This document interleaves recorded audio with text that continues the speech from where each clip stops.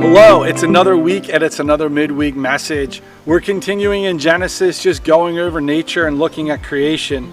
And it says here in 1:24, and God said, let the land produce living creatures according to their kinds, the livestock, the creatures that move along the ground, and wild animals, each according to its kind. And it was so. God made the wild animals according to their kinds, the livestock according to their kinds, and all the creatures that move along the ground according to their kind. And God saw that it was good. I think it is important to understand, and we're going to see this later in Genesis, that animals are part of our life. Whether it's for food, companionship, to use for work, we even see a livestock versus wild animals. There is a reality here that animals were created for specific purposes. Now, on top of it, man has been able to take animals to a whole other level in a lot of ways. You look at dogs.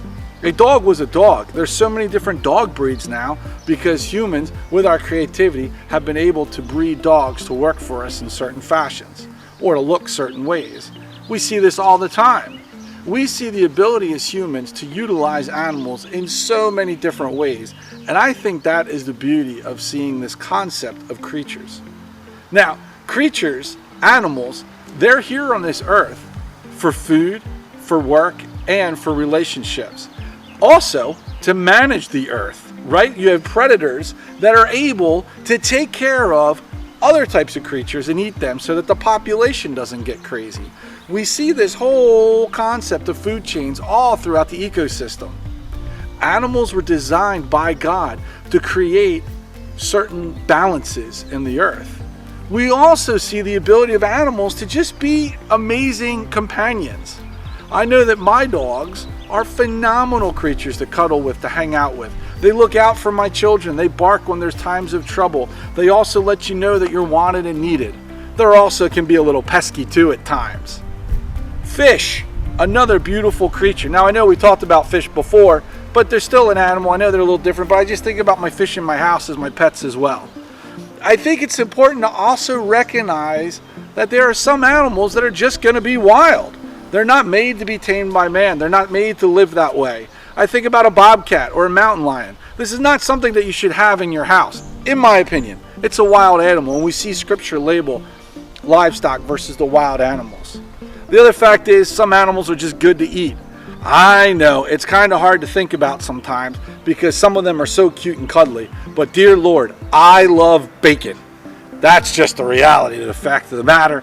Bacon is an amazing thing. Pork products, I can go down through the list, all these different animals that I love to consume.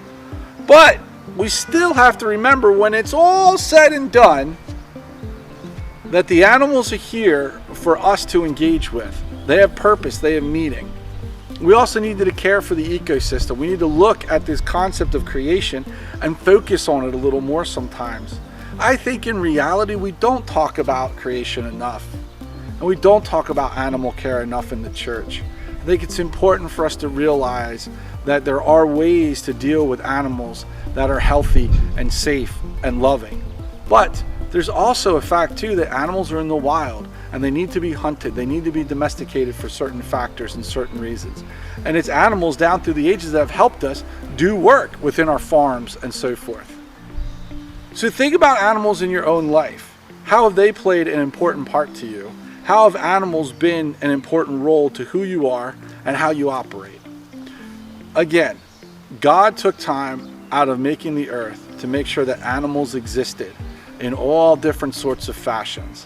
Whether we're talking about lizards or we're talking about fuzzy dogs or cute little bunny rabbits.